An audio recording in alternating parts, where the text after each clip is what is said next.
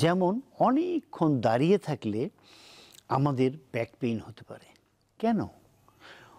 দেখবেন আমাদের পেছন দিকে এই যে এখানে এই যে গর্ত আছে, এখানে প্রতিটি মানুষ যদি তার পেছনের কাপড়টা একটু হালকা নামায়, দুই পাশে দুটো গর্ত থাকে, আমরা সাধারণত বলে থাকি চোখ।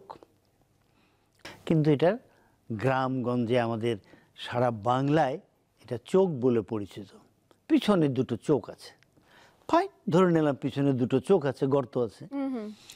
আমরা যখন দাঁড়িয়ে থাকি, গ্র্যাভিটেশনাল ফোর্স এবং আমার শরীরের ওজন ওই চোখের ওখান দিয়ে পাস করে।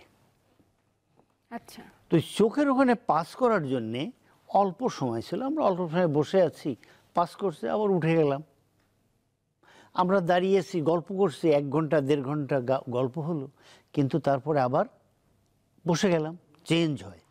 কিন্তু যদি লং টাইম আপনি 12 ঘন্টা দাঁড়িয়ে কাজ করেন, যেখানে আপনাকে বসার অনুমতি খুব একটা নাই বললেই চলে, তখন ওখানে ব্যথা হয়। একে আমরা বলি স্যাক্রো ইলিয়াক জয়েন্ট প্রবলেম। আচ্ছা, ওই চোখে, ওই গর্তে।